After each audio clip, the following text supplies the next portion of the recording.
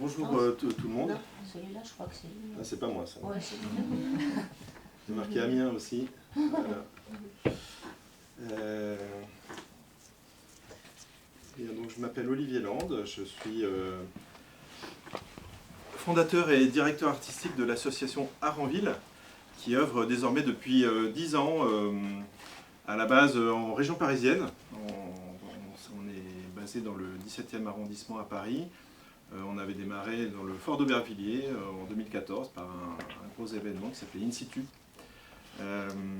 Notre approche, elle est très contextuelle. En fait, moi j'ai une déformation professionnelle, à savoir que je suis géographe urbaniste à l'origine.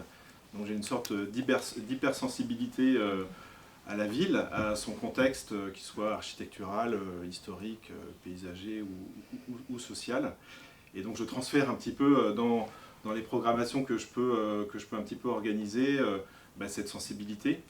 Ce qui fait que j'ai une approche quand même assez sensible au lieu. L'idée n'est pas de parachuter des œuvres dans un simple but d'embellissement, mais bien que les œuvres fassent corps avec la ville et leur contexte.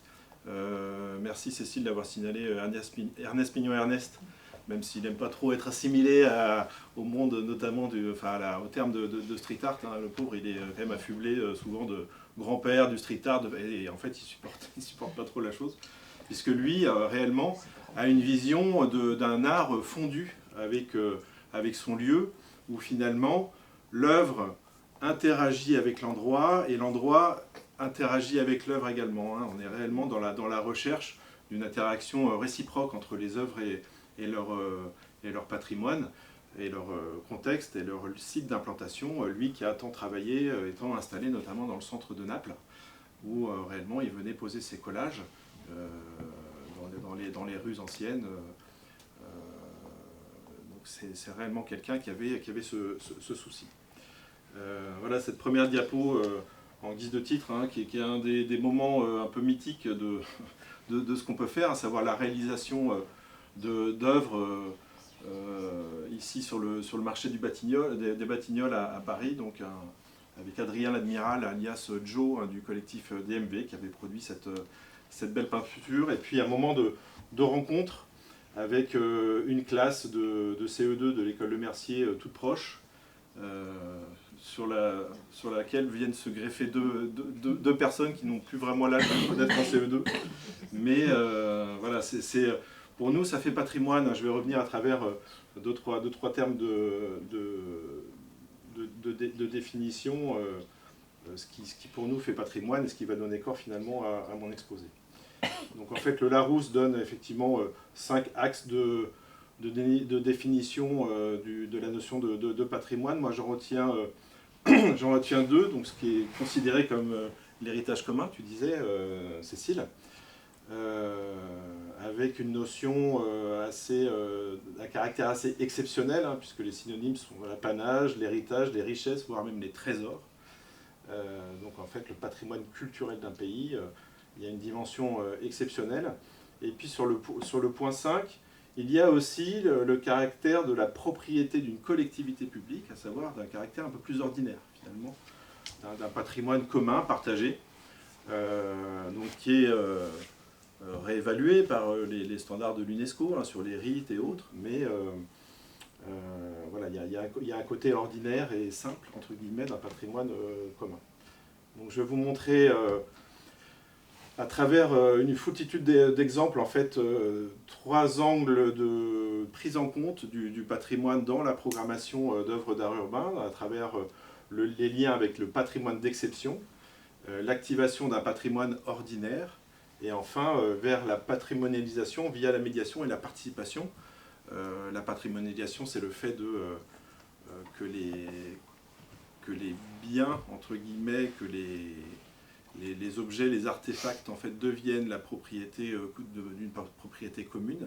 Et pour nous, la médiation est un accélérateur de cette appropriation par les habitants. Donc le patrimoine d'exception et programmation artistique. Donc mon travail à travers ce poste de direction artistique, en fait, c'est de conseiller les collectivités locales pour la réalisation d'œuvres dans l'espace public.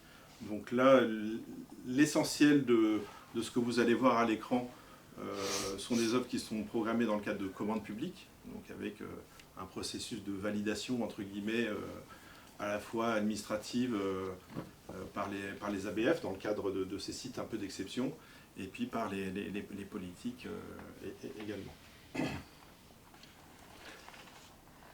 Donc, je vais vous montrer des sites en fait avant-après. Donc ici, on est à Rouen, dans la rue des Vergetiers. Ce support, en fait, c'est l'arrière du Monoprix. Donc c'est un bâtiment des années 60 avec trois faces, qui est donc chapeauté par le Beffroi du Gros Horloge, qui est un site d'exception, hein, puisqu'il en sert le monument emblématique de la ville de Rouen. Donc on est naturellement dans le fameux périmètre de 500 mètres autour d'un bâtiment classé, puisqu'on est là à moins de 100 mètres même. Donc on a eu à discuter avec l'architecte des Bâtiments de France, qui doit donner l'autorisation pour la modification de toute façade et tout objet urbain situé dans le fameux périmètre. Et donc il y a eu des allers-retours sur la programmation de ce mur. La première contrainte était, de la part de l'ABF, était le fait, en fait, de ne pas poser de grandes figurations. Donc en fait, on a un mur à 3 pans, vous voyez, enfin, on a ce pan-ci, celui-là et celui-là, plus un auvent assez compliqué à gérer dans le cadre d'une peinture.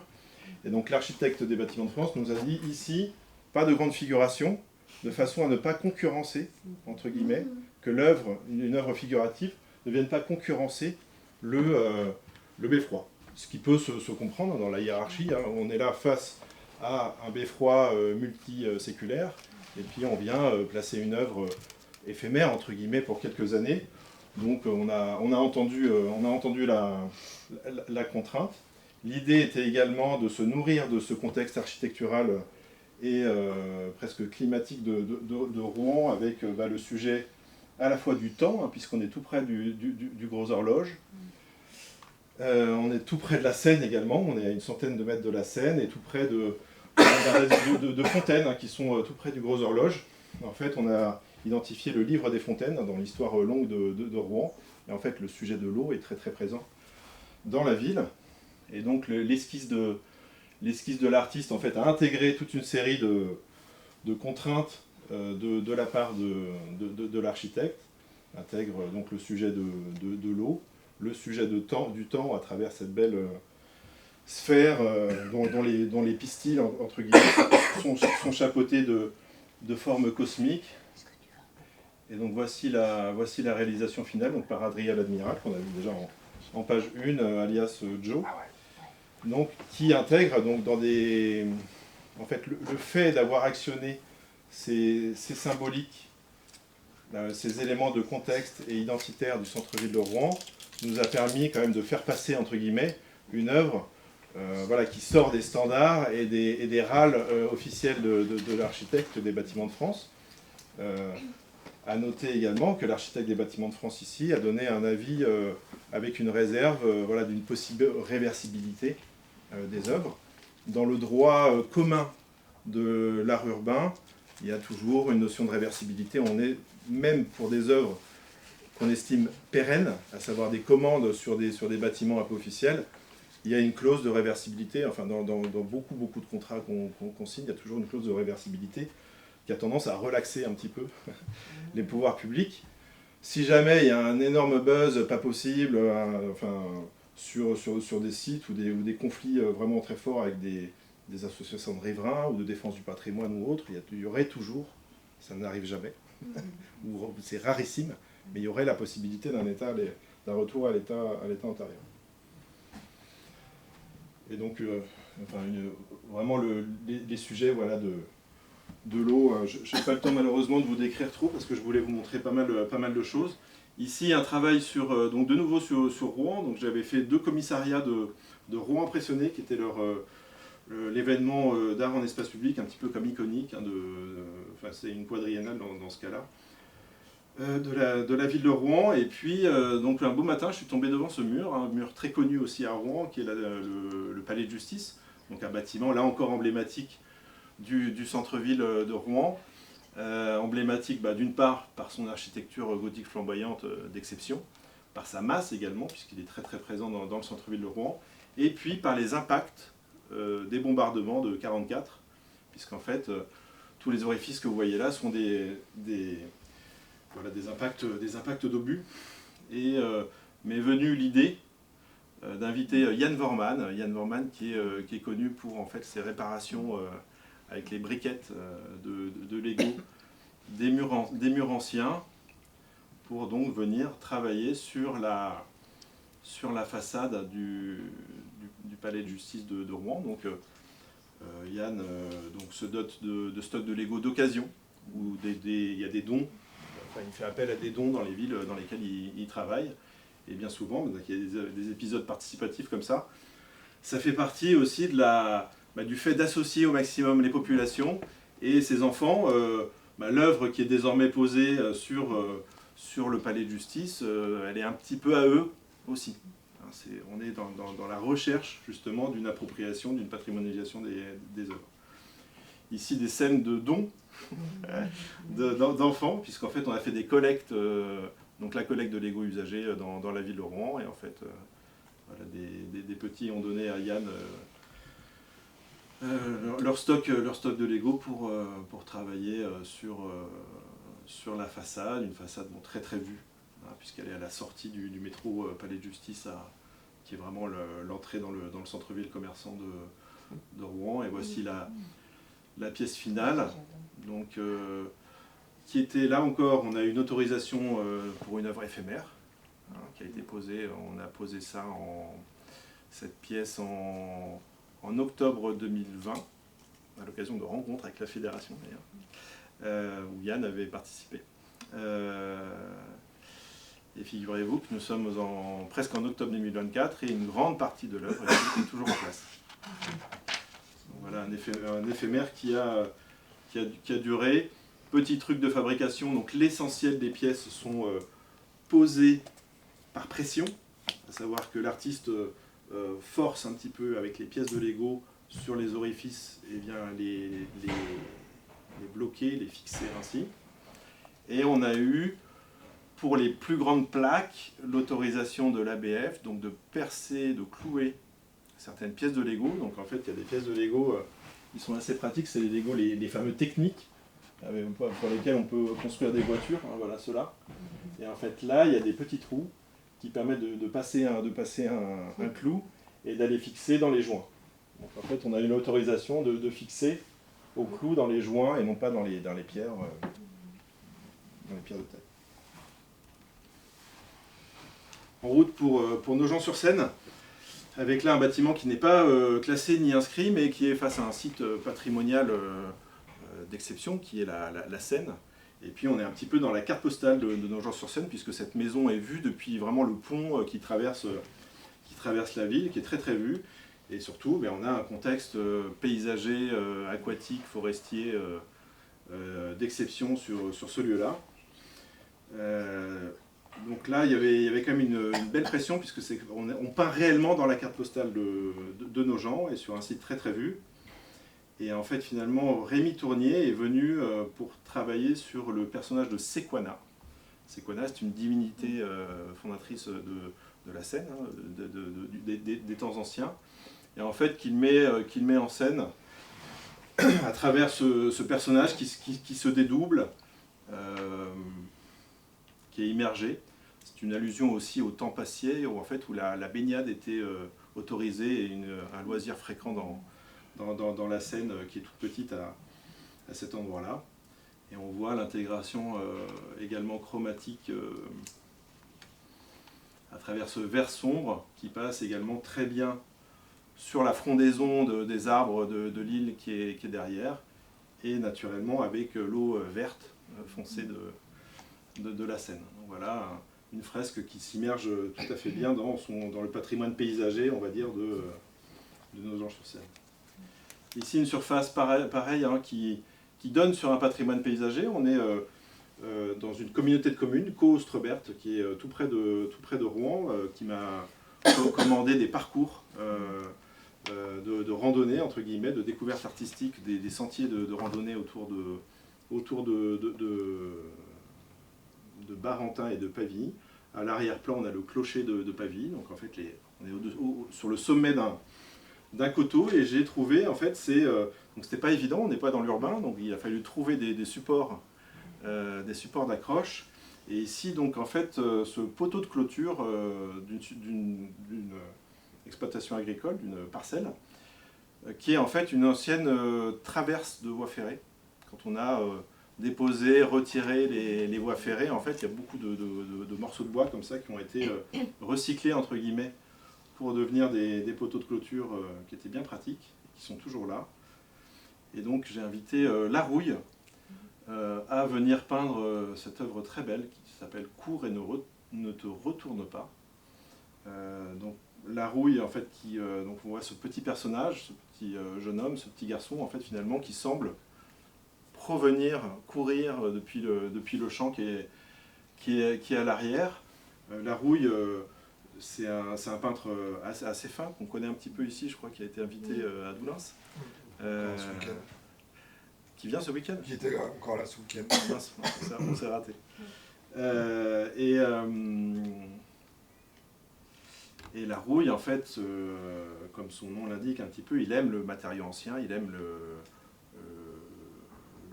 bois, le métal abîmé et autres. Et en fait, l'intérêt de l'invité, c'était d'ouvrir aussi le regard sur l'ancien, sur ce patrimoine modeste, en fait, qui est cette traverse de bois qui a des nervures, des détails très très beaux, très spéciaux. Et c'est pas quelqu'un qui vient plaquer une esthétique faite d'aplats et de fortes couleurs, mais réellement quelqu'un qui travaille avec les sites et les matériaux, et donc qui a rendu une œuvre vraiment emblématique de cet événement, d'une taille modeste, sur un matériau modeste, mais c'est une grande œuvre.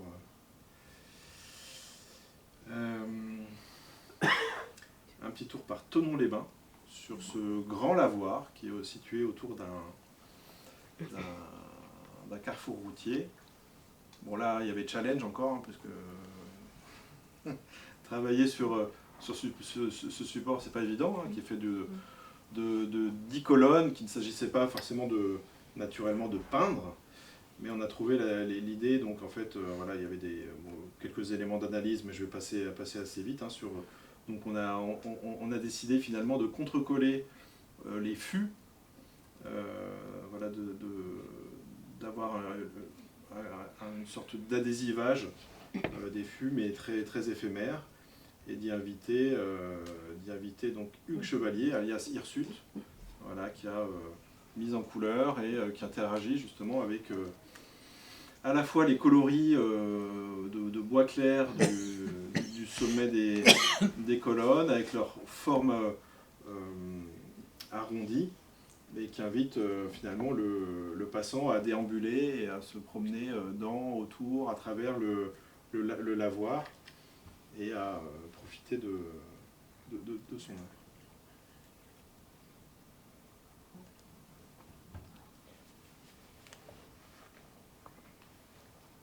Tout est dans la rondeur.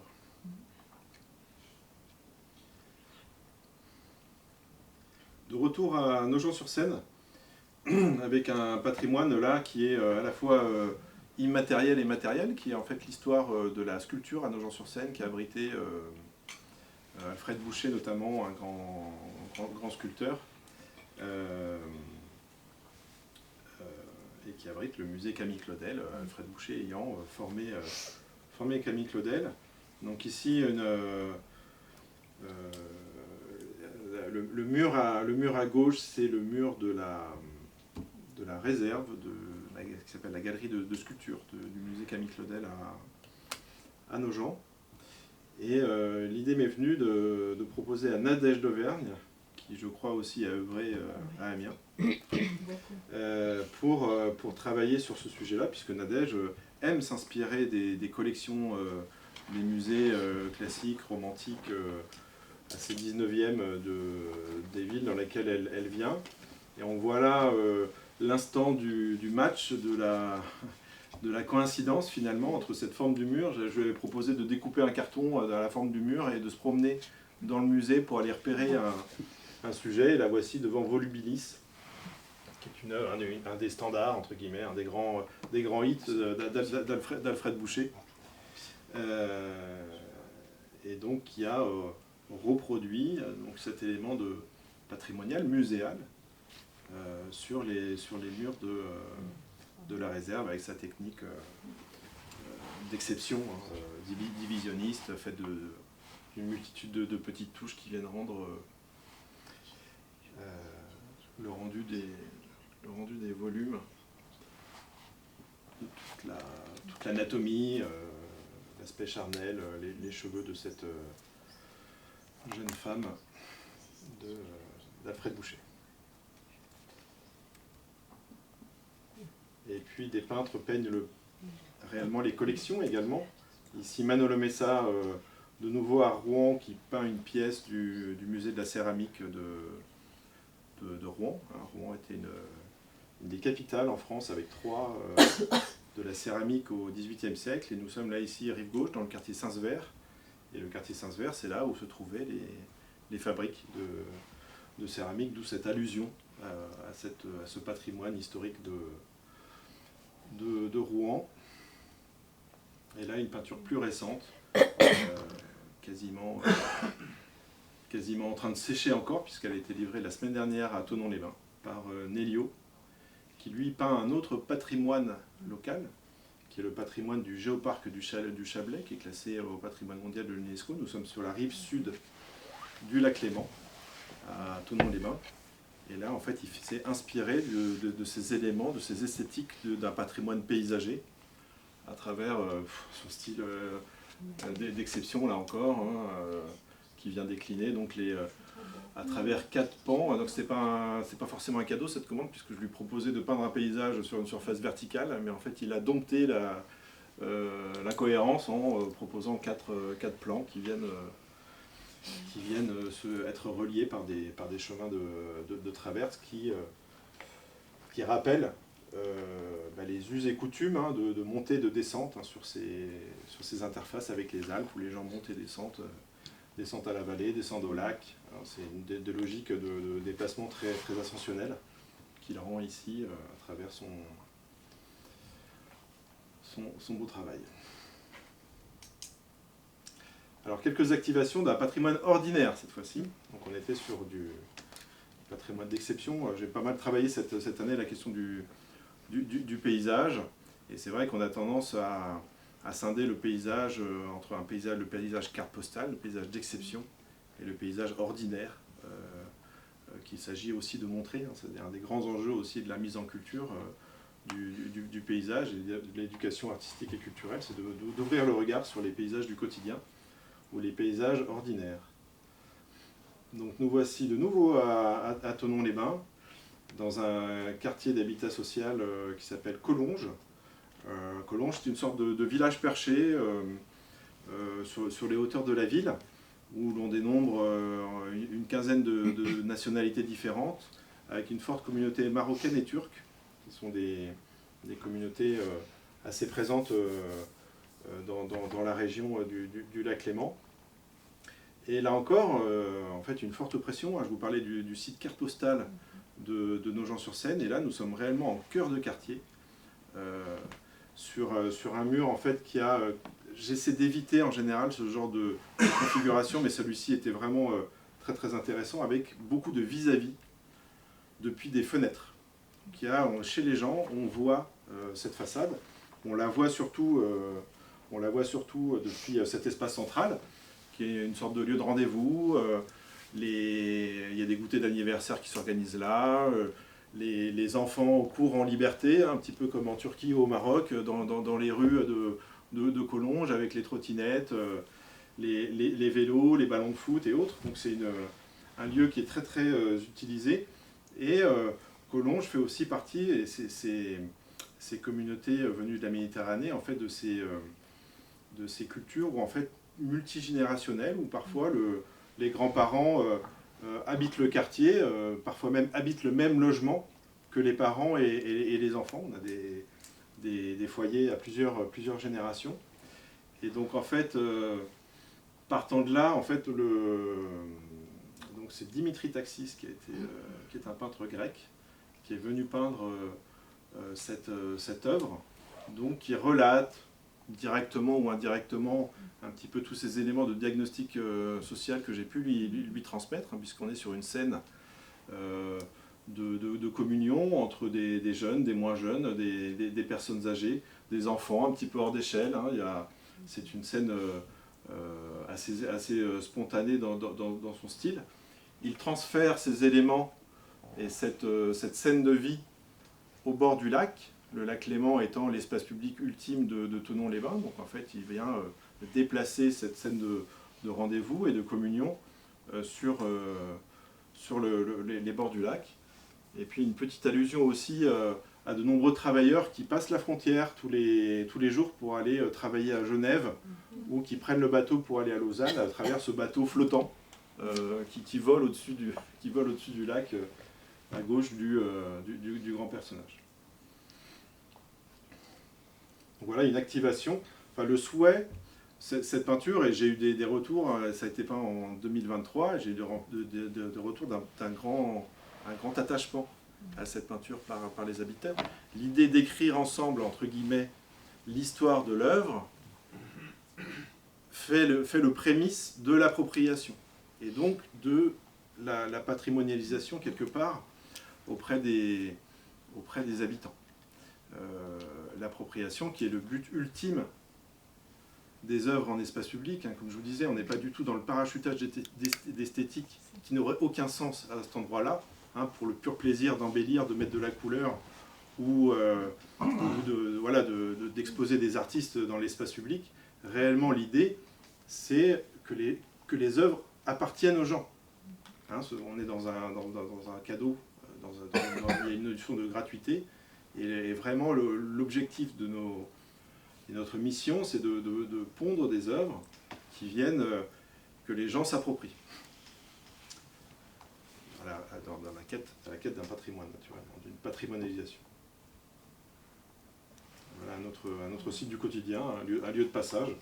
Je vais être plus court, hein, sur ces peintures. Donc en fait, on avait là aussi un support intéressant, à la fois de par son architecture.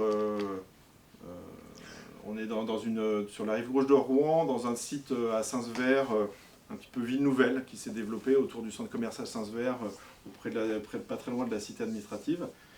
Et donc l'urbaniste à l'époque avait reproduit un petit peu des passages, le vocabulaire architectural et urbain du centre-ville de Rouen.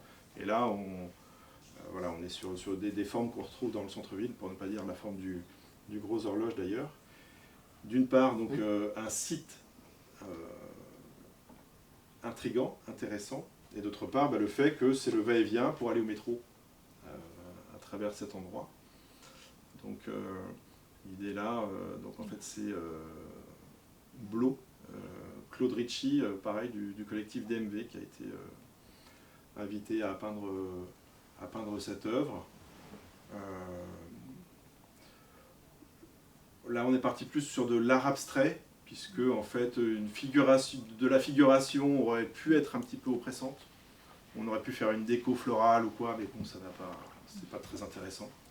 Donc en fait on est parti sur l'énergie de l'abstrait à cet endroit-là, et Blo nous a produit une œuvre réellement très très belle, un patchwork de formes qui est très très vibrante, très énergique, à l'image de l'intensité des lieux.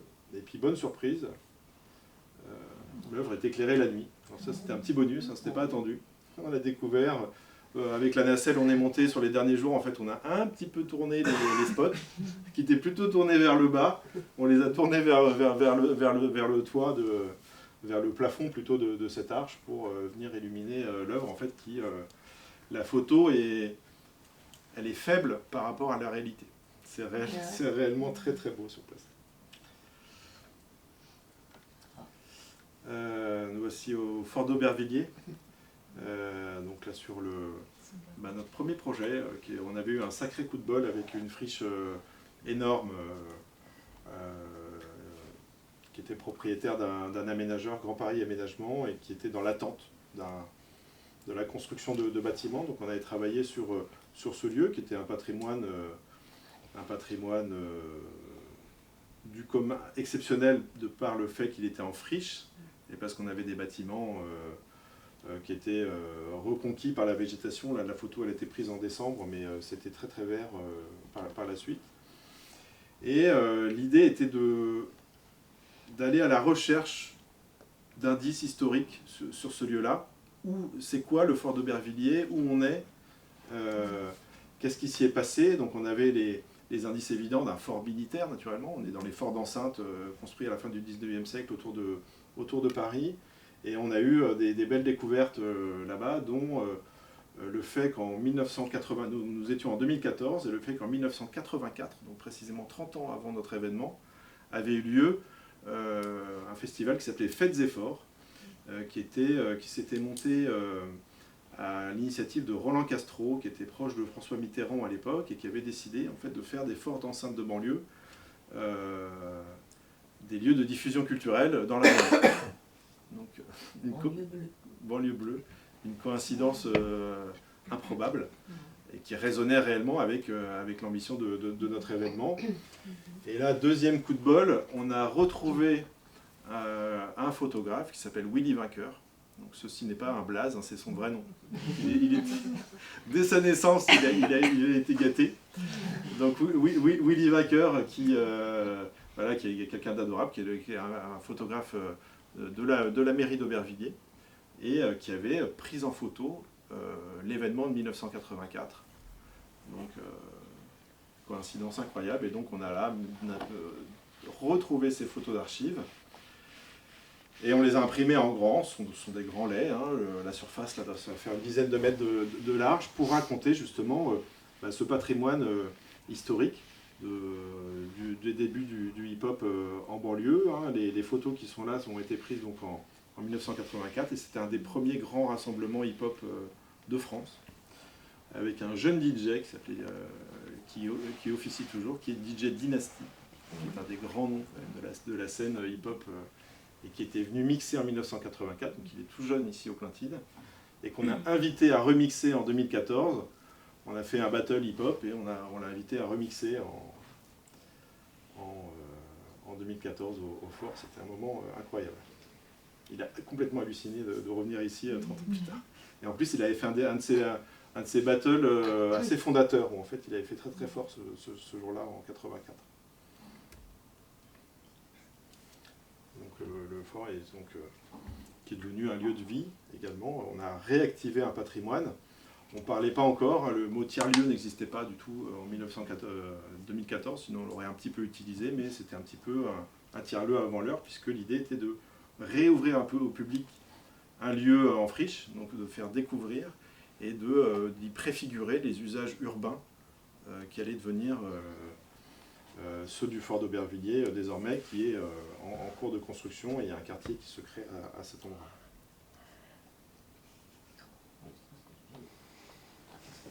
Autre personnalité, donc on a enquêté également sur le fort et sur les environs d'Aubervilliers. J'avais très envie d'inviter Jorge Rodríguez Gerada, donc il est un peintre cubain qui vit en Espagne. À la base, je l'avais appelé pour peindre une façade. Hein. C'est quelqu'un qui peint l'humain de façon très, très fine, un peu comme Larouille, hein, de façon très, très délicate. Il travaille beaucoup au fusain. Et en fait, je lui ai passé des images des façades, il n'était pas très très branché. Et en fait, dans mes photos, par chance, il y avait une photo aérienne du fort. Et il m'a dit, tiens, il y a un parking là, je pourrais bien peindre quelque chose sur le parking. Et donc il a imaginé, il a peint donc, ce portrait de Madame Picard. Donc on a identifié une personnalité digne, entre guillemets, de faire portrait et de représenter ce quartier, puisqu'elle est présidente de la régie de quartier de la Maladrerie, qui est un quartier juste en face du fort d'Aubervilliers, et lui rend hommage à travers ce portrait, donc, qui était absolument incompréhensible de près. On avait bien sûr imprimé un cartel où il y avait la photo de l'œuvre, mais en fait dans une expérience un peu atypique, en fait les spectateurs pouvaient marcher sur l'œuvre et se promener entre les yeux. On distinguait un peu la zone des lunettes et des yeux. Là, on comprenait un petit peu, mais tout le reste, à l'échelle de cette peinture, donc qui fait, je crois, plus de 1000 mètres carrés, c'était absolument illisible de près. Voilà, donc il y avait une série d'alcôves dans le... C'est la partie interne de la forteresse du fort.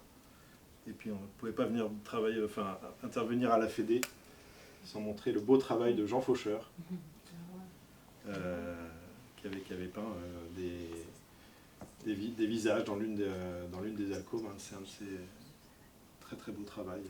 Un peu flippant sur place, mais vraiment intéressant. Alors un peu flippant, voilà, donc typiquement, donc, ce sont des œuvres moi, que j'ai eu grand plaisir à montrer au public dans ce lieu qui était un lieu sans habitants, un lieu exceptionnel puisqu'ouvert à l'occasion d'une exposition.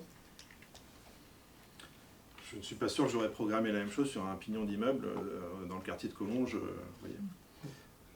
Là, on est, voilà, il est bon aussi quand on a du public et surtout des habitants. Je vous parlais des vis-à-vis des fenêtres aussi, de programmer en conséquence, naturellement. Quand on est sur des sites habités et quand on est sur des sites également très patrimoniaux. Enfin, c'est mon point de vue à moi. Voilà, un bâtiment également en impasse. C'est une impasse au fond d'une rue. Enfin non, c'est pas une impasse, c'est un sens unique plutôt. Au fond d'une rue. Un patrimoine anonyme, dégradé. En fait, un bâtiment en friche là, qui attend l'arrivée improbable d'un TGV à Rouen. Donc, les premières estimations l'annoncent à 2036. Donc, en fait, le bâtiment était là pour longtemps en l'état, en friche. C'est la propriété d'un gros assureur rouennais.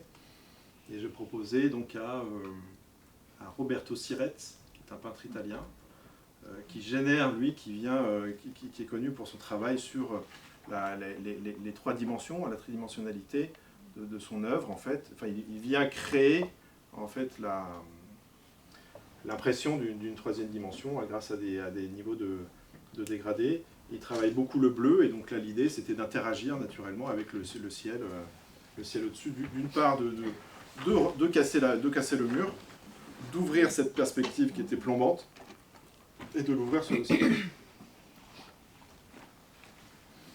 Voilà un autre petit patrimoine à travers des pavillons vacants. Ici, je vais passer vite parce que je ne sais pas du tout niveau... J'ai pas l'heure. 42. 42 ? Et on finit ?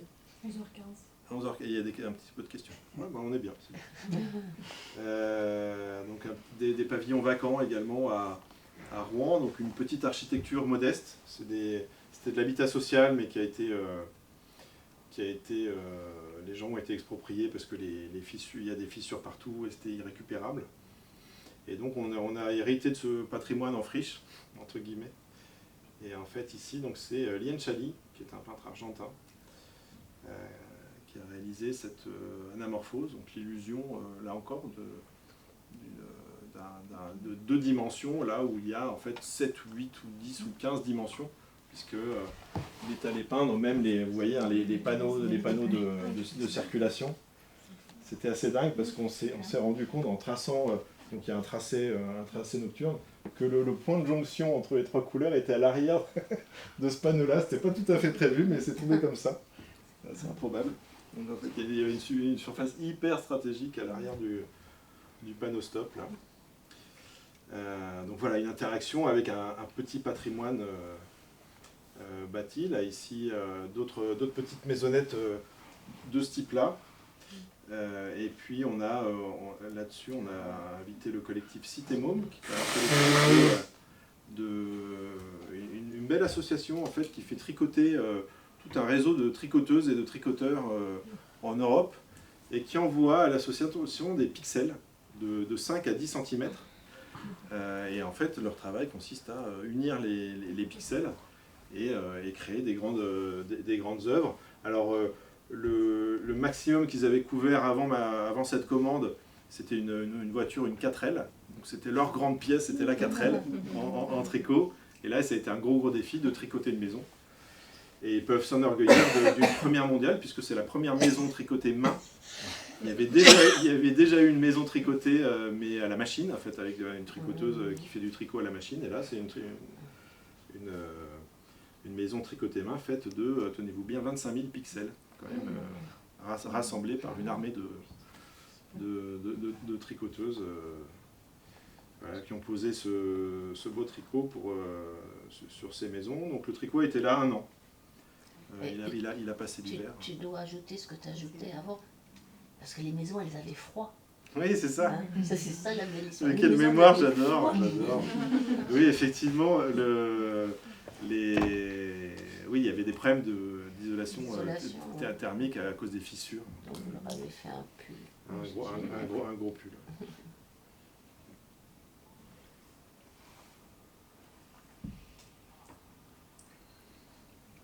Donc un autre patrimoine là, issu du XXe siècle, à travers ce bâtiment qui sent bon les années 70.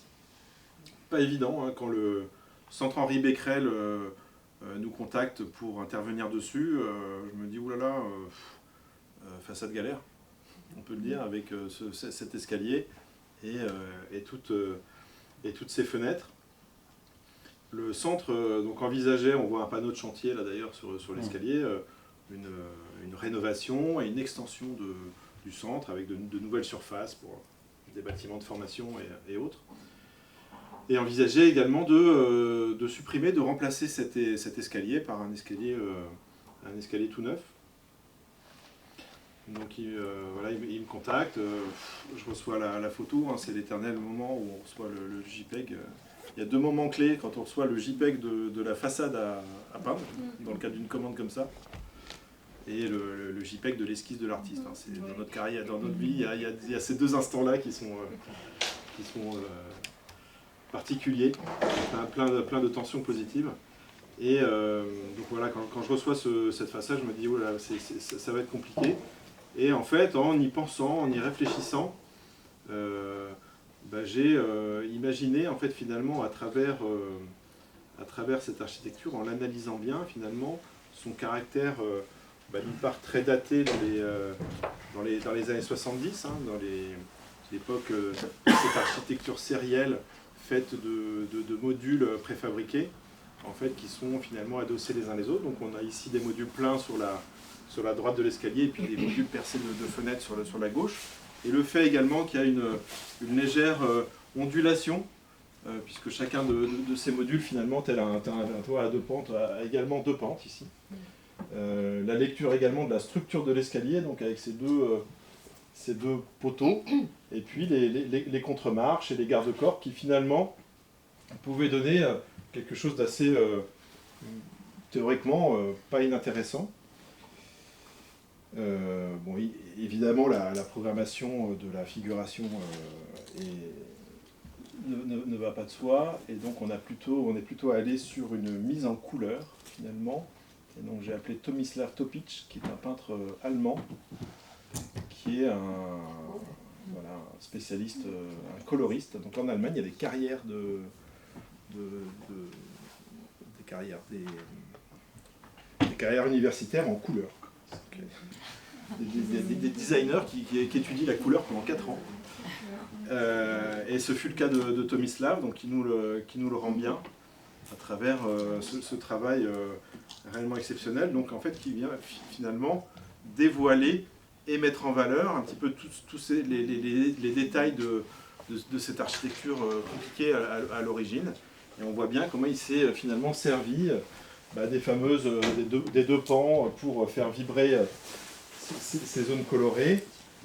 Donc le dégradé est vraiment très très beau, du beige vers le rouge. Ici sur la gauche, on a un grand ensemble des années 50, un des premiers grands ensembles de Rouen, donc, qui est dans des teintes beige. Et puis là, il y a un bâtiment, une extension du centre Becquerel qui était prévu en rouge, un peu dans ce coloris-là. Donc en fait, il vient décliner ce dégradé. Et alors je vous montre, parce que c'est quand même assez dingue. Donc il y a un dégradé de ce beige vers le rouge.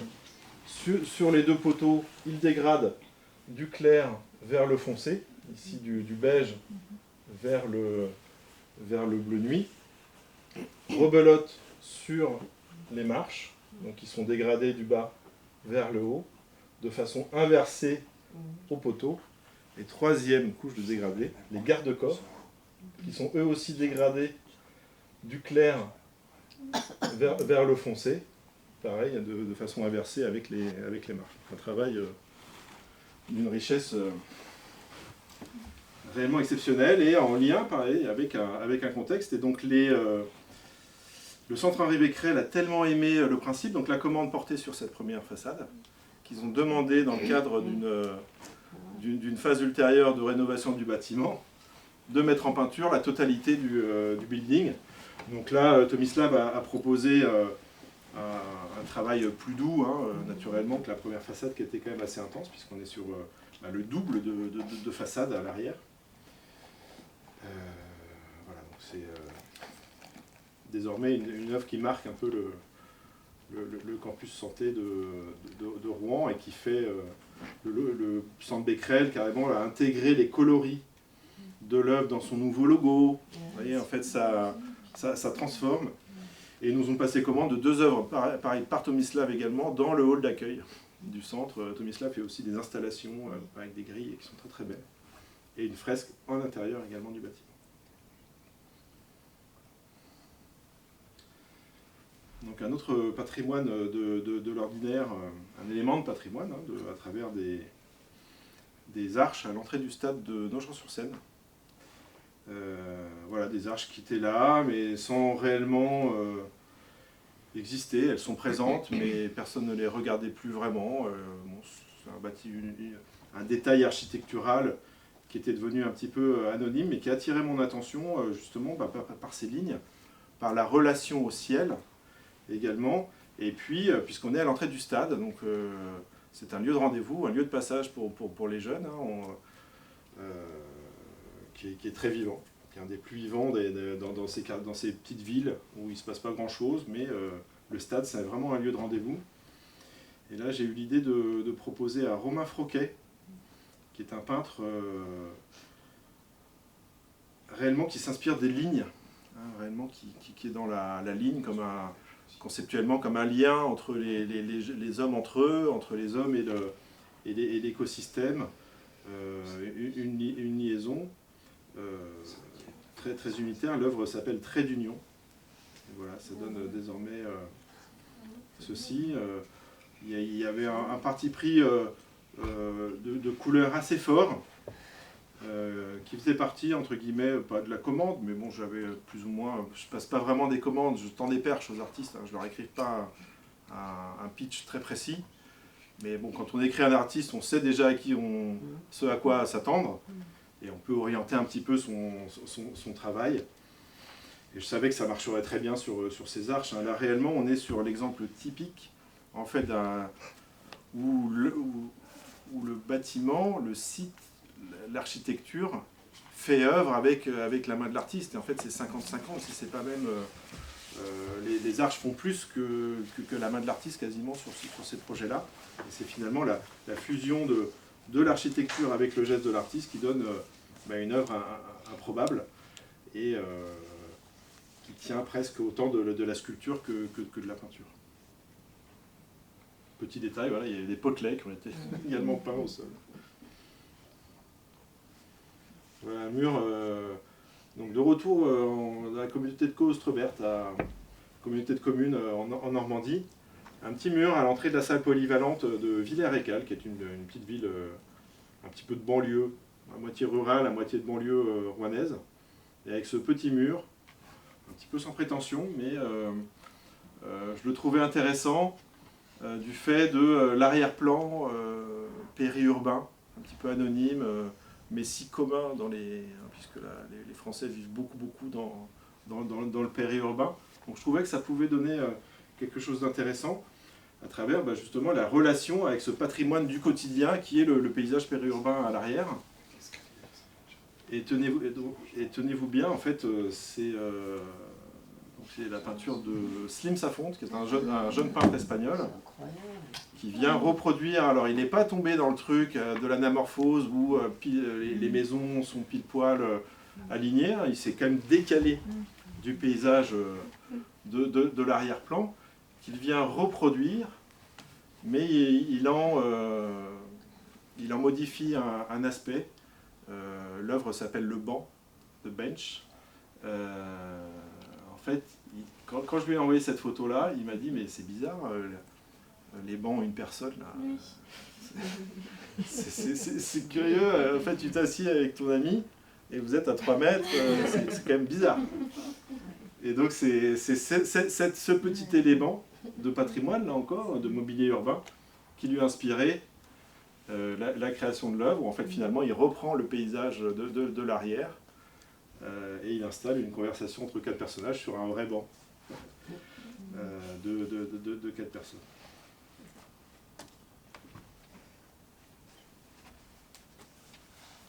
On est sur le même événement avec un mur de clôture. Alors là, on m'a beaucoup regardé en mode « Ouh là là, toi t'es bizarre, qu'est-ce qu'on va faire là-dessus » Donc c'est des murs de clôture qu'on voit pas mal en Normandie, qu'on doit voir ici, je pense en Picardie aussi, qui sont faits de gros silex, des gros cailloux, un peu de ce format-là, un peu comme des galets, et qui sont fendus en grande partie, qui sont en fait, et moi j'ai apprécié la face marbrée des silex, qui a une esthétique assez intéressante. En regardant de près, on était face à de petites surfaces murales.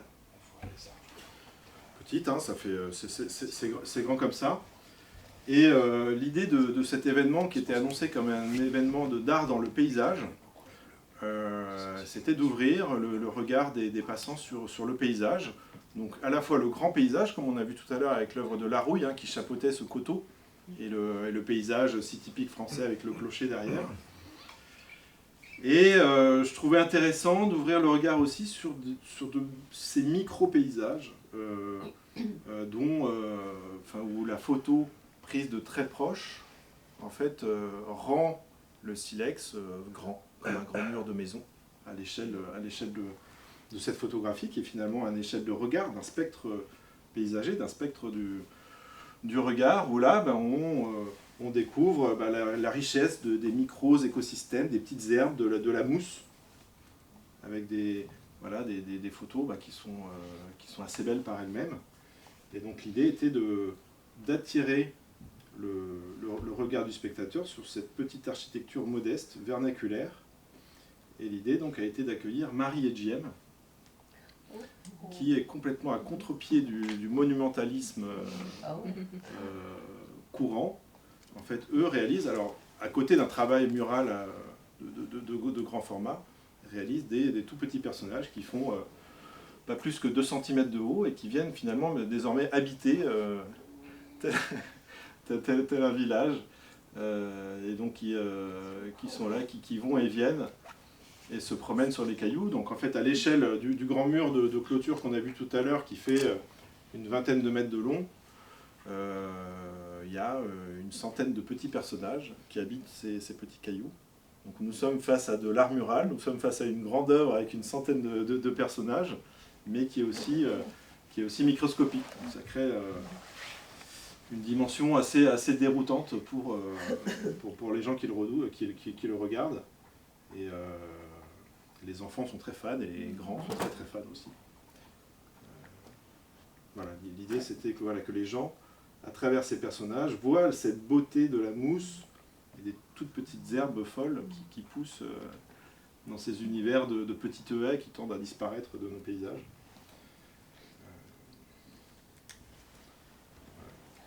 Voilà, sur les questions de patrimoine ordinaire, entre guillemets, mais qu'on essaye de rendre extraordinaire grâce à la main des artistes.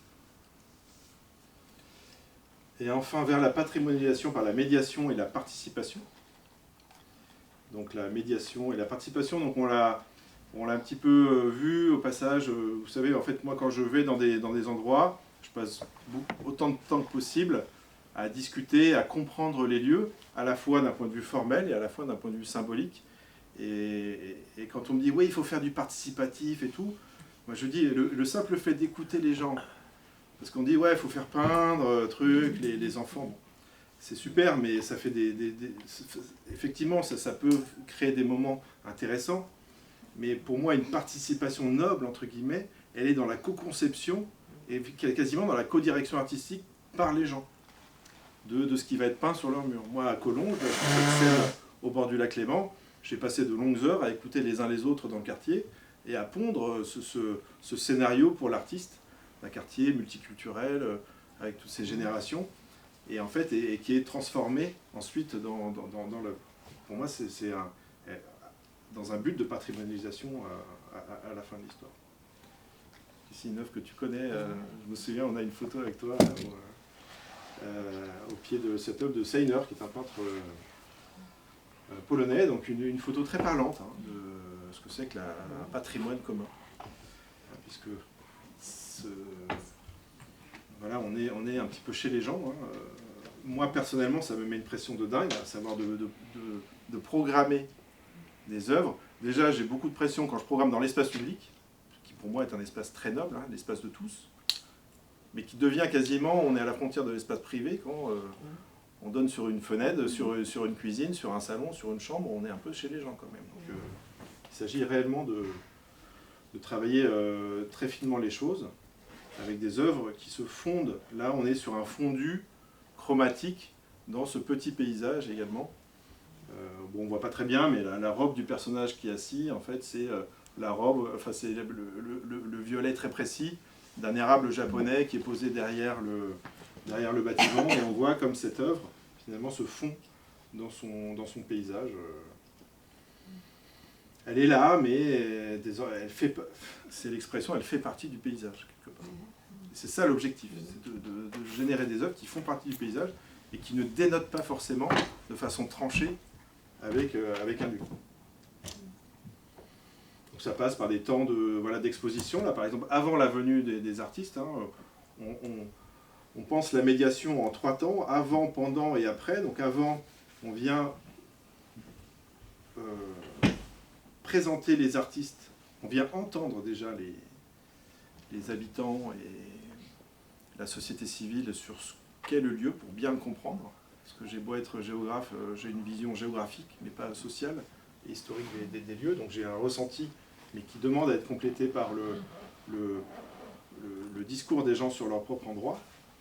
Donc ça, c'est réellement l'étape 0, entre guillemets. Puis viennent les artistes sont choisis. Donc on vient exposer dans des lieux, ici un centre social, le travail des artistes avant qu'ils viennent, de façon à ce que pendant le temps 2, le chantier, en fait, ces artistes soient identifiés par les gens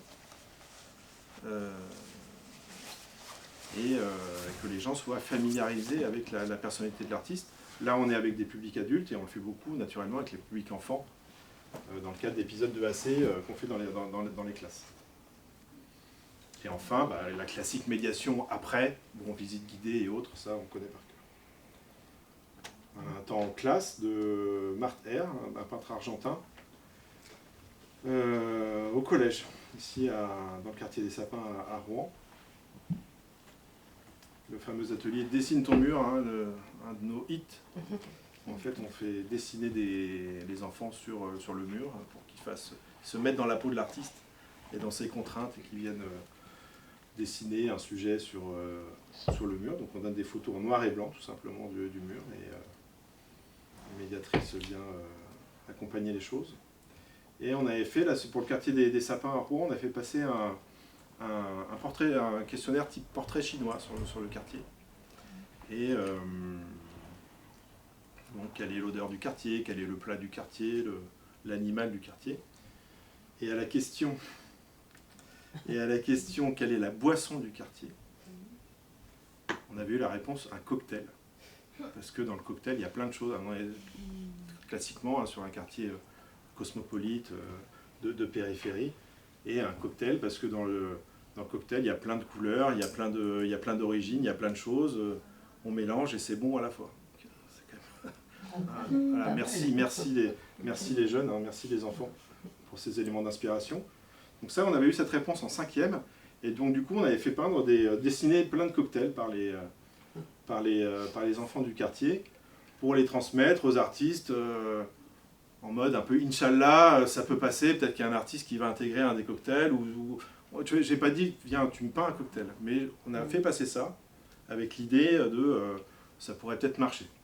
Et, tenez-vous bien, ça a marché, puisque Marthe R, donc ce peintre argentin, a transformé le dessin de cocktail de Laurine, qui était ici en CE2, sur le mur, en reprenant exactement son dessin, avec... il y avait une petite tache sur le dessin, donc il a fait une petite tache en bas à gauche du verre. Et voilà, donc on a naturellement invité les enfants, les classes à des visites de chantier. Voilà. On est de nouveau dans la recherche, ne quittons pas des yeux le sujet d'aujourd'hui, qui est la patrimonialisation. 5 minutes. Okay. Donc le fait d'arriver à un attachement par la population de ces œuvres. Donc les classiques visites de chantier à la rencontre des artistes ici avec Marie et Jem. Des kits pédagogiques également. On livre dans le cadre de gros événements comme Rouen, en fait des ateliers, des kits de médiation pour le personnel de l'éducation nationale, donc qui sont en open source naturellement et à la diffusion, à la disposition des instituts d'élémentaire pour faire des œuvres donc on avait fait des interviews également des artistes, donc un questionnaire sur interview que les enfants écoutent, la lecture de l'œuvre, voilà, avec toute une série de quiz, de questions. Le dessine à la manière d'eux. On tâche aussi de tisser des liens entre l'œuvre contemporaine et l'histoire de l'art, à travers ici l'art abstrait. Et on crée le vertigo. Il y a également donc voilà, des pliages. Il y avait eu des visites virtuelles également de tous les quartiers qui commençaient par une vue aérienne. J'ai vu que Amiens Iconique propose une visite virtuelle aussi que j'ai trouvé assez intéressante à regarder. Le fait également de recruter dans le quartier les médiateurs.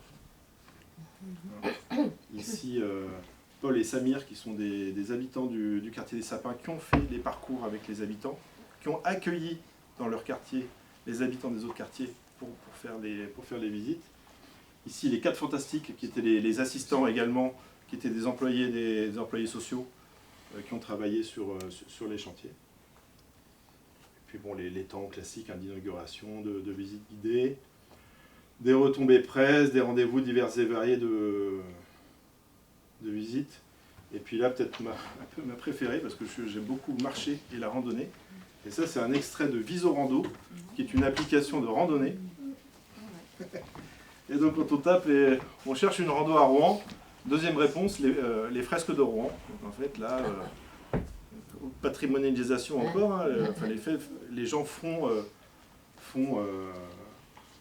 s'approprient les peintures dans leur patrimoine et dans leur pratique du quotidien. Je crois que c'est la fin. Merci.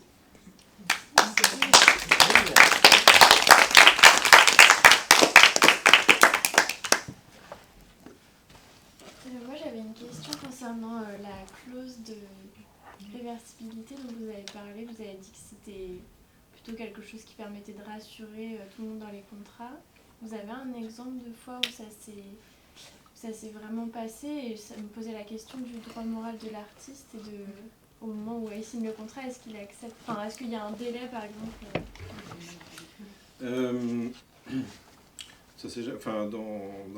dans les projets que j'ai pu suivre, ça ne s'est jamais passé. Je suis depuis une dizaine d'années un petit peu ce qui se fait de ci, de là. Alors, ça a vraiment explosé ces dernières années, donc je ne suis plus tout à fait. Et puis, pour être franc avec vous, je suis beaucoup moins intéressé par ce qui se fait dans la phase actuelle de massification des choses. Donc, je ne suis pas non plus en train de suivre tous les événements. Donc, j'ai jamais vu des... Je crois qu'à Besançon, il y avait une histoire de recouvrement d'une œuvre politique par Nano 184, un peintre espagnol qui avait quand même un peu envoyé du bois sur un mur dans un quartier d'habitat social. Donc effectivement, il y a ponctuellement, si vous cherchez Nano 184 à Besançon, là, il y a une histoire de recouvrement, qui était plus une question voilà, de non-acceptation par la population de ce qui avait été peint. Donc la clause de réversibilité, entre guillemets, donc elle est en général acceptée par les artistes. On est sur des artistes, même si vous voyez que dans ce que je vous ai montré, il n'y a pas grand-chose qui ressemble à du graffiti, on est malgré tout sur une scène qui beaucoup s'est initiée dans le graffiti. Je pense que 80% des peintres que je vous ai montrés là ont commencé de façon illégale, et donc qui ont dans leur ADN la réversibilité, parce qu'ils pouvaient se faire touiller en 20 minutes plus tard sur un terrain. Donc en fait, on est sur des profils d'artistes qui n'ont pas grand-chose à voir avec les Daniel Buren qui vont craquer si on installe une œuvre à côté de leur œuvre. Voilà, de module de ZIR pour ne pas le... Mais ça a été un événement fondateur pour la fédération. Donc il y a eu un dommage collatéral très intéressant. Des réparations. Que tu sais, la ville de Paris, elle a été, il y a quelques années, elle a inventé, créé les fameux contrats avec revoyure. Ce qui a été pour nous mais une espèce de soulagement, parce que effectivement l'éternité qui est celle des œuvres d'art et qu'on doit respecter, elle était très difficile à soutenir dans l'espace public, et que tout d'un coup la ville de Paris ait eu cette idée donc le contrat de revoyure, il se faisait tous les ans, et au bout de 5 ans la possibilité de passer à autre chose. Et en fait, comme tu disais, les artistes ont bien accepté, puisque jamais ils n'avaient pensé à l'éternité. Bien sûr. Et que donc... Deux remarques sur cet exemple-là. La ville de Paris, en fait, avait une vision aussi... Alors, il y a eu une grande commande dans les années 2000, même je crois que c'est en 2000, avec des reliquats de crédit pour les festivités du millénaire. En fait, ils ont fait une grande commande de murs peints à Paris, et ils se sont retrouvés coincés avec une lecture très stricte du droit moral, ce à quoi vous faites allusion. Et en fait, ils sont là dans une phase de rénovation de ces œuvres des années 2000, qui peuvent paraître datées, un petit peu obsolètes, mais en tout cas, ils sont avec leur lecture de la commande publique, d'achat d'œuvres publiques par la collectivité, et qui leur impose de rénover. Donc en fait, dans la clause de revoyure de la mairie de Paris, moi j'y vois aussi un petit effet d'opportunité, en mode, bon, c'est un peu il y avait des bugs aussi, des petits soucis juridiques avec les copropriétaires. Alors, ils avaient pas aussi, là, dans leur doctrine, ils ne travaillent plus sur les copros dans la ville de Paris, parce qu'ils ont aussi des soucis juridiques avec des murs privés qui portent des œuvres publiques. Donc il y avait des micmacs juridiques aussi compliqués à ce niveau-là. Oui, parce que nous, on est en pleine phase de contractualisation là, pour des commandes plus traditionnelles art contemporain, mais néanmoins avec l'expérience de matériaux qui n'ont pas marché. Là, on va essayer de faire quelque chose de nouveau qui sera peut-être plus durable, mais toujours avec cette question de un contrat où on nous promet que le liquide ou le matériel est stable pour X années, mais en fait, il y a déjà une garantie des matériaux qui est que 10 ans. Et en fait, ça me posait la question aussi de... Qu'est-ce que vous entendez par éphémère? Est-ce que cette clause de l'éphémère, elle va jusqu'à quand? Comme les Lego, ils étaient prévus pour quelques semaines, ils sont encore là après 4 ans. Mais c'était combien de temps? Vous donniez combien de temps en tant qu'éphémère? C'était 1 an? En fait, on explique que les œuvres sont conçues comme éphémères et qu'elles peuvent être de ce fait effacées, elles peuvent s'altérer. En fait, cette clause de l'éphémérité également exonère les propriétaires des murs, bien souvent des bailleurs sociaux ou la mairie elle-même ou des collectivités locales ou l'hôpital, enfin du public ou parapublic, de l'entretien des œuvres ad vitam aeternam. Elle a ce double intérêt, entre guillemets. Et pour revenir sur ce que tu disais, Dominique, aussi, en fait, les artistes, et pour revenir à votre première question, ça peut paraître un peu dérangeant ou questionnant, cette clause de l'éphémère, les artistes qui signent la mort de leur œuvre, quelque part, annoncée. Donc on pourrait, enfin, dans un mode de lecture un peu dramatisant, on pourrait voir les choses comme ça. Mais en fait, les artistes, souvent, alors déjà, ils ont cet ADN de l'éphémère sur le fait que leurs œuvres peuvent disparaître, être altérées. Et pour en parler avec beaucoup d'entre eux, en fait, ils aiment ce qu'ils produisent. Il y a encore une autre dimension, mais ils aiment ce qu'ils produisent là en 2023 ou en 2024. Mais en fait, ils pourraient refouler, voire même demander à ce que soit effacé une de leurs œuvres de 2017 parce qu'ils sont complètement passés à autre chose. Au même titre que vous, hein, vous écrivez un texte, vous faites de la photo, vous tricotez ou je sais pas quoi, le plus vous tricotez en 2017, en 2023 vous le regardez, oula, on est sur, les temps passent et aussi sur la fierté des artistes d'avoir produit ça à un instant T. Je sais plus quel peintre, Picasso ou Dali disait qu'en fait finalement l'œuvre d'art, la toile, l'objet fini, n'est que le rebut de la création. Et ce qui compte réellement, c'est le geste créatif, le processus, la souffrance, l'exaltation, le succès, voilà, de pondre une œuvre de qualité, mais finalement, à la fin de l'histoire, l'œuvre, d'ailleurs les peintres, ceux qui ont la chance de vendre leur toile, se défont de leur œuvre et en gardent une grande minorité. Mais ils ont le droit de repentir. Et d'ailleurs, Maya, tu dois savoir qu'elle est ce peintre qui allait au musée avec ses pinceaux cachés dans ses poches, faire quelques petits, je ne sais plus si c'est Monet, ou quelques petits repentis. Bonnard. Exactement. C'est Bonnard qui il allait chez les collectionneurs et chez les galeristes. Et il arrivait, il modifiait le... Donc, l'angoisse des conservateurs. Et du coup, moi, je profite pour poser la question à mes collègues. Qu'est-ce qu'il y a dans les contrats iconiques? Il y a une clause d'éphémère ou c'est pour combien de temps? Alors, ça dépend. Ça dépend des murs. Dommage, Stéphanie n'est pas là, c'est elle qui gère ces contrats. Ces contrats, ils évoluent aussi. On a beaucoup appris à travailler les contrats. On les retravaille à chaque fois aussi. Et parfois, c'est presque du cas par cas avec une base commune. On a les contrats qu'on fait signer justement par CURB, par l'association qui gère les grands murs, les grandes enveloppes et les murs à nacelle. Et qu'on travaille très souvent en lien avec le bailleur social. Et les murs qui sont prévus, qui ont une durée prévue de 5 ans. Ça reste toujours de l'éphémère pour nous. Mais les durées peuvent varier en fonction du spot. On a Place Gambetta, où Stan Sanson il est en train de faire un mur là, depuis 3 jours, il est en train de finir là ce matin. C'est un mur qui a tendance à être renouvelé tous les ans, le choix de l'élu.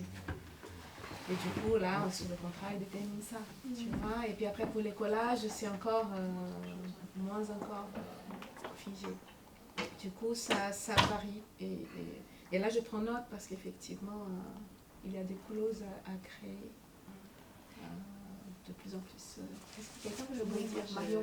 J'ajouterais, moi je travaille pour une collectivité qui a un service juridique assez impressionnant.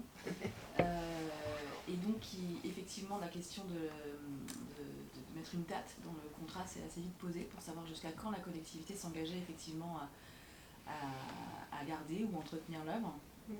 Aussi parce que quand on est sur des murs qui appartiennent à la collectivité, il est possible que, là par exemple, il y a une école, on va faire une isolation sur l'extérieur. On ne pouvait pas le prévoir il y a 5 ans, il y a 10 ans, donc il y a peut-être des œuvres qui vont être couvertes simplement parce que pour des raisons thermiques et de rénovation des bâtiments, voilà, donc c'est bien de prévoir ça aussi.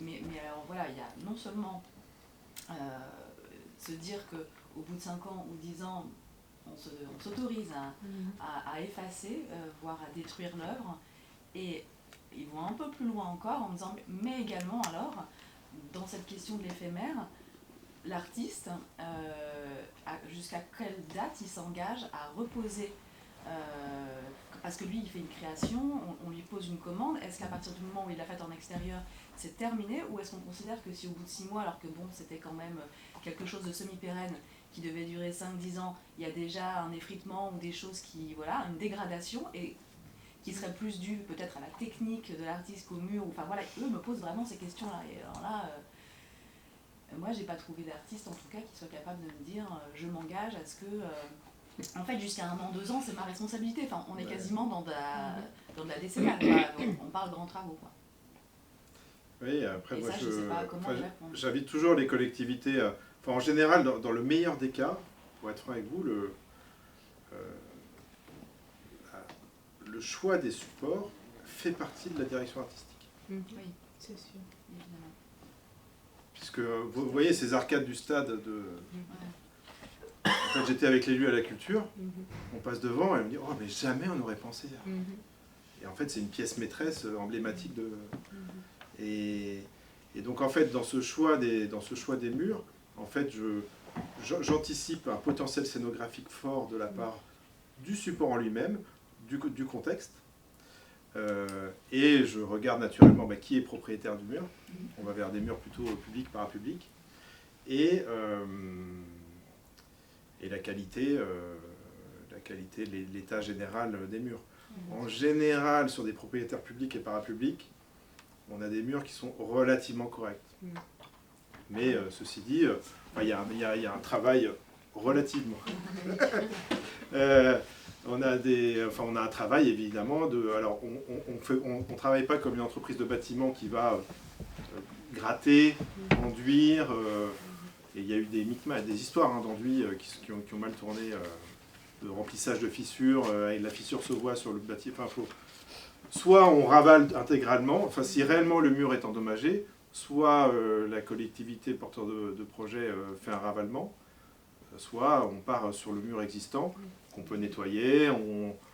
Il nous est arrivé de mettre un peu d'enduit pour reboucher des trous un peu grossiers, mais en général, le choix des supports permet d'aller sur des murs à peu près sains.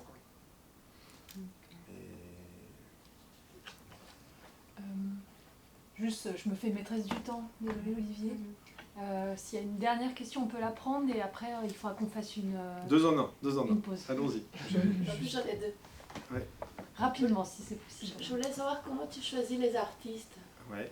Et si tu penses à la parité, D'accord. quantité homme et femme, si c'est un sujet quelque part ou pas du tout.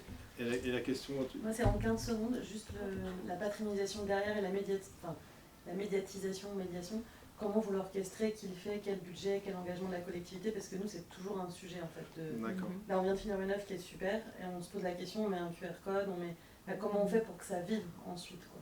Alors très vite, le choix des artistes c'est le contexte qui fait le... Mais c'est toi qui proposes les artistes. Ouais. C'est réellement vraiment la fusion potentielle entre une femme et un homme et un endroit, et un site, une architecture, une problématique, un ressenti, une onde. En fait, c'est ça. Ce qui répond à ta deuxième question sur la parité, je fais pas forcément l'effort d'appeler des artistes femmes. J'ai pas fait de stats. Mais dans ce que je voudrais proposer, il y a quand même quelques femmes qui interviennent, puisque pour moi, en fait, je ne suis pas j'ai pas d'un angle politique ou sociétal de mon travail. J'ai vraiment une approche, artistique. Donc finalement, en fait, ce qui m'intéresse, c'est que l'œuvre fonctionne au maximum avec le lieu. Donc, finalement, la figure de l'artiste, peu importe qui peint. Que ce soit un homme, une femme, que ce soit la scène locale ou quelqu'un qui vient du Brésil. En fait, réellement, j'essaye d'avoir une vision la plus exigeante possible vers la qualité de l'œuvre, et vous l'aurez bien compris à travers mon discours, la qualité de l'œuvre, c'est une œuvre qui se contextualise bien, pour aller, finalement, interagir avec les habitants. Je pense plus aux habitants qu'à l'artiste, en fin de compte, puisque j'essaye d'amener des œuvres qui fonctionnent dans un endroit. Loin de moi l'idée de faire des parachutages, de faire des mises en couleur, des personnages, pas possible. En fait, réellement, j'essaie d'aller dans la fusion de l'œuvre avec son public, ce qui nous éviterait presque des épisodes de médiation. Je rebondis sur ça vient en fait préparer, finalement. Si l'œuvre, elle marche à un endroit donné, à la rigueur, il n'y a pas besoin d'en parler. Alors évidemment, on en parle. Pose de cartel, comme je vous disais, une médiation en 3 temps, avant, pendant et après, le chantier. Et puis un cartel qui vient expliquer pour les gens, médiation accrue vis-à-vis des scolaires. Hein, on a tous ici, je pense, fait des réunions publiques avec des adultes. On sait qui vient aux réunions publiques avec des adultes. En revanche, quand on convoque 30 élèves de CE2 en classe, on en a 30. Et on a 30 personnalités qui ont envie d'apprendre. Et qui sont autant de 30 qui vont en parler aux petites sœurs, aux grands frères et aux parents. Donc en fait, réellement, la médiation, je la focalise dans un but d'efficacité énormément sur les jeunes publics. C'est-à-dire que les artistes s'engagent à le faire, c'est ça mon point. Ah, les artistes. Voilà. Alors, parce que là, il y avait la figure des 2 médiateurs qui avaient été recrutés, mais du coup, voilà, c'est... Alors ça, c'était sur la médiation après, à savoir des types visites guidées. Et il m'arrive de proposer aux artistes d'aller en classe.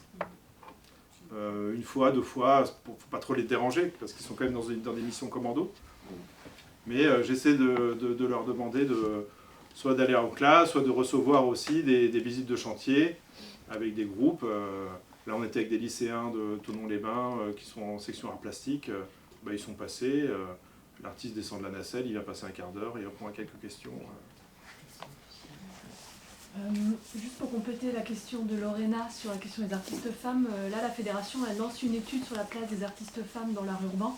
Donc on a lancé un questionnaire adressé aux artistes femmes pour qu'elles puissent faire des retours. Et en parallèle, il y aura un travail de questionnement auprès des diffuseurs, de savoir comment, est-ce que c'est un sujet ou c'est pas un sujet, et du coup d'avoir des résultats, parce que pour l'instant nous on manque de données à ce sujet-là.